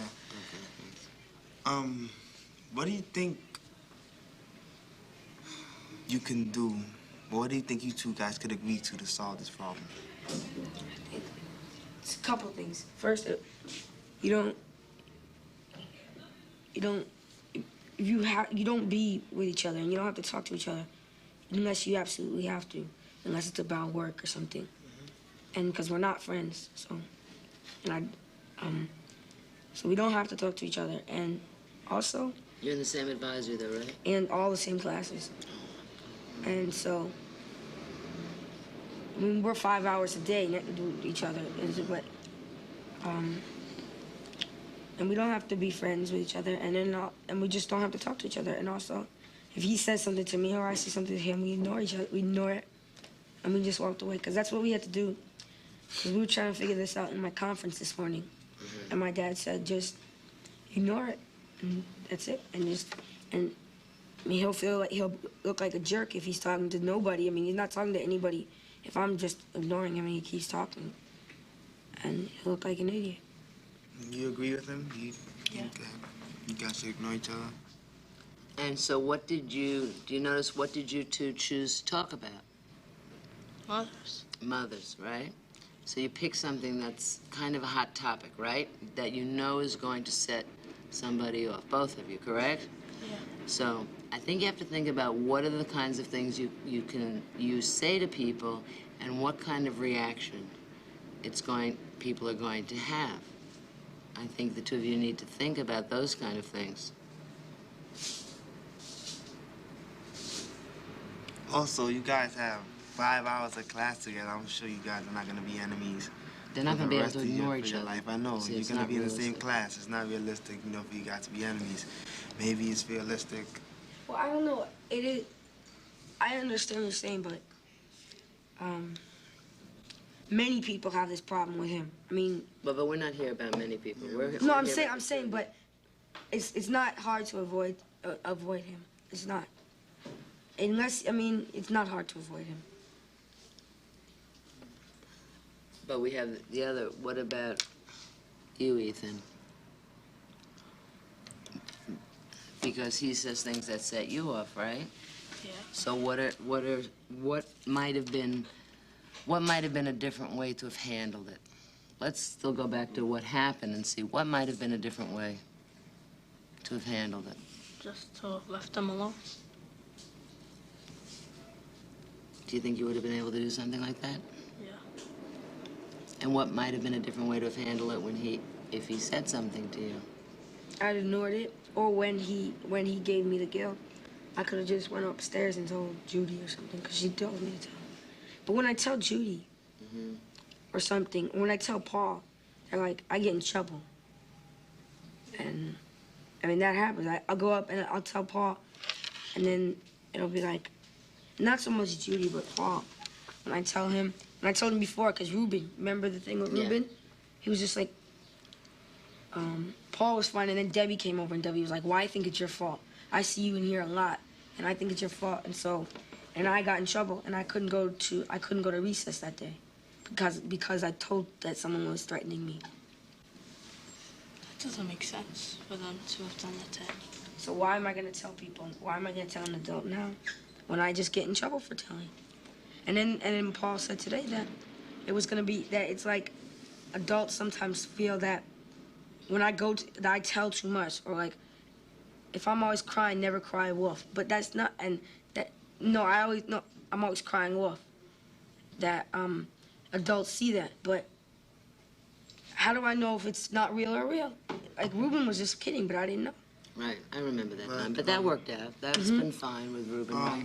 I don't think it's wrong for you to go tell the teacher, because if they encourage you in school not to use violence, then I don't see what's wrong with you telling the teacher. If Paul or Debbie don't want to listen to you, I think then you should probably come to one of us or something. And maybe we, between us, could probably come back in the group, if it ever happens again, and solve the problem. Because if I don't see how that being poor come up saying that it's your fault and all that stuff. That doesn't make any I sense. think that they do that because when I tell Judy, right, she says, did you do something to provoke it? And then I end up getting in trouble for saying something. So it must be very hard then, because on one hand, you don't want to hit the other person or get into some kind of fight. But then if you go and tell, you feel you're Gonna get in trouble. you're going to get in trouble. So we need to kind of figure out a way, probably maybe the teachers and students, to talk about a way of dealing with those kind of things, right? And if you tell, kids are like, you're always telling people, you're always telling grown-ups, why can't you deal with it yourself? Oh, you always tell on other people. I'm not even gonna say anything to you because you always tell. Or like the time when like a couple months ago, he said something about my mother, and I stepped on the back of his shoe and he turned around and hit me. I remember that. Well, when I went and told Judy, everybody was like, or when I didn't do anything back, I said stop because I don't want to get in trouble. Everybody, my friends, they were just like, Dad, that's stupid. I can't believe you did it. If I were you, I would have hit him. I would have beat him up. Well, in that case, you should step ahead. Like, I'm not telling you like what to do, but I'm sure this sort of like a suggestion. You should just step ahead of them and think for yourself, because when you're in trouble, your friends are not gonna be around to tell you all these things, and you're gonna be the one in trouble, not them. So if they're telling you, they're provoking you to hit somebody, it's just because they want to see you fight. They want to see you, you know, be, if you're gonna win the fight, they want to see you win a fight and be like, yeah, you won, you beat that guy's butt. That it's not worth it. You make your own judgment, and you know. Well, maybe we can start to think about ways that we can avoid certain things, because both of you know exactly what provokes the other, right? You both know, as I say, how to press each other's nutty button, right? So the idea, maybe instead of thinking, what do we do if the other person does something? Do we tell? Do we go to mediation? Do we go to a teacher? Do we fight it out? Maybe what we need to do is step back and start a little bit earlier. What can the two of you do to stop provoking each other? I think they already You know, did that. so- They said they want to avoid each other. No, not. Well, they're together. The thing is this, they're together 5 hours a Every day. day. So we have to come up with a solution that's realistic. If you weren't on the same floor, you know, you weren't in the same house, and you weren't in any of the same classes, and you said you're going to avoid each other, I think that maybe that'd be possible, but you guys see each other like every day, 4 or 5 hours. During the whole school day, you guys are with each other. So I don't think you're gonna go on for the rest of your life not talking to each other and avoiding each other. Mark, you gonna say something? Since y'all in a room together for like 5 hours, could y'all come up with some kind of agreement between the two of you that can like if anything like this was to happen again, could you change the outcome of it? Just ignore him. Would you be able not to say things about his mother and father? Would that be hard for either of you to do? No. So do you think you could agree to that? Yeah, but it's that he's talking about my clothes. All right, wait. Okay, now, would you be able to agree not to talk about his clothes? Is there anything else that you talk about to him besides his mother? Can you each think of the things that you do to... It's not... I mean, I won't talk about his clothes or anything, but it's not gonna stop. Well, we'll see, right? Let's give it a try. So, neither of you are gonna talk about mothers or fathers to each other, correct, right? Right. You're not gonna speak about his clothes. Ethan, is there anything else that he speaks to you about that upsets you? Is there anything else that he speaks to you about that upsets you? Nobody in my family, and don't talk about me behind my back, cause I'll be absent, and then I'll come in the next day and he'll have said something about. How do you know? Because people tell me. How do you know that he said it? We've done this before. How do we know that you know, when somebody else comes and tells you? I ask him. And then he says he did? Yeah. So, Okay, I'll extend it to both of you, both of you. We won't talk about family members, brothers, sisters, aunts, uncles, right? And Fathers. behind each other's backs. You guys just... Would it be possible if you had something to say about Lev that you could say it to him? I don't mean about teasing, but I mean if something he does that displeases you or it makes you angry, you don't like, would you be able to say it to him? Yeah. It's a hard thing to do, but, and the same with you, Lev. If Ethan does something that displeases you, would you be able to go up to him? But don't you think it would turn into being like, stop making fun of me? Don't you think it would turn into something like that? I mean, if you're saying, Ethan, you know, it really annoys me the way you do that or something. Stop making fun of me. I mean, do you think it could happen like that? Is Don't that, you think is that a bad thing to say? Is it bad to say to somebody, look, you know, it really bothers me when you talk about me. And I feel, you know, it makes me feel uncomfortable to be at school. It doesn't make me feel particularly good, and I really don't like people talking about me. If I said that to you, do you think that would be a horrible thing that I said to you? But I mean something else, like you were saying, like if you have a problem with somebody, the way they do something or something. Yeah. I mean, I think that would turn into an insult if you said that to them. Don't you? Did you think I insulted you when I just said that? No, but I'm talking about other things, and I mean, if you like... Give an example, then. I don't like the way you're always bothering people, and you're always trying to get other people in trouble. Well, what's the difference between what you said and what I said? Mine was talking about other people. That's right. Do you notice I said I don't like it when you talk about me that way. I don't like the way it makes me feel. I'm not talking about you, am I? Who am I talking about? You. Right. It's a difference, right? Yeah. So I'm not attacking you. It's saying about how I feel and what, you know, I'm not accusing you, right? I'm not saying you started this, right? Either of you, right? So, So we came to an agreement. You guys agree not to call each other names or talk about each other's mother and all the other stuff that you guys agreed to. Well, you gotta say all the other stuff, what it is. Well, we have to be specific. Not talking about his clothes and not his haircut or whatever. And he's not supposed to talk about your mother or your family or bother you. You two guys agreed to that, right? Yeah. And that's how it's gonna be. All right. Mark, I think Mark wanted to say if you do have any other problems, you can come to one of us to help straighten the problem out. We possibly have another mediation of sort. And You see your friends, you know, you tell them that whatever conflict you two have was solved. So that prevents rumors, you know, from people going around still saying that you two guys don't like each other and stuff like that. How you feeling? Fine. You? Okay. The other thing is that, you know, it might be that something comes up, and it might not be that you necessarily need mediation, but you're not really sure about how to handle something or, you know, how something might go, and you could find Carlos or Mark and run it by either of them, you know? Yeah. And, you know, We'll be more than glad to help.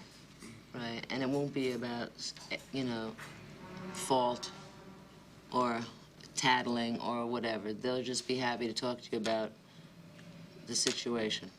Would you feel comfortable with that? Mm-hmm. Yeah. Would you feel all right about that? So, would you congratulate them? Yeah, the guys did a good job. Thank you. Okay. Thank you. You on the class. Whoa, hello. Whoa,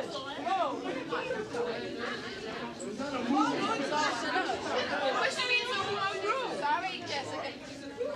Come on, I want to start.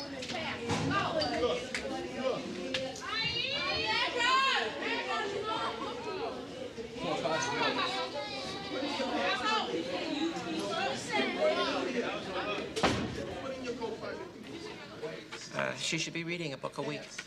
How many people aside from her school's work. She should be doing that 3 hours. She should be doing, as we say, 2 hours work at night of school-related work, 10 hours a week. And that's why we stay open, we're open from 3 to 5 every day. And we're open all Saturday morning, so that a student who wanted to could put in 10 hours of work under our supervision. If that's better than what they can going home and doing. But the getting into the habit, and that's the difference between depending on Sonia. I want her to have the habit. That's why we keep saying habits of work, habits of mind. So you're just stuck with it. It's like some people have the habit of getting up in the morning and brushing their teeth. If they didn't do it, they'd feel awful all day, right? Okay. That's what a habit is like. You just can't stop yourself. It's just part of you. Okay. That's what we wanted it to be. When she's studying this year about what's an American, I want her to have the habit of every time she reads the newspaper, talks to you, does anything, she's got the habit of asking certain kinds of questions, of not feeling right until she's answered them, of having the habit of always having a book in her hand. So when she gets in the bus or in the subway or she's waiting for the doctor, when she's going Friday to the doctor's appointment, she should be getting a lot of work done. She should be, and if it's not even work, she should always be having a book with her. So it's just the habit of always saying, oh, I have 20 minutes in my hand, whipping out a book to read. She hasn't got the habit of writing in school. When she does the journal, it's not serious. Doesn't put her mind to it.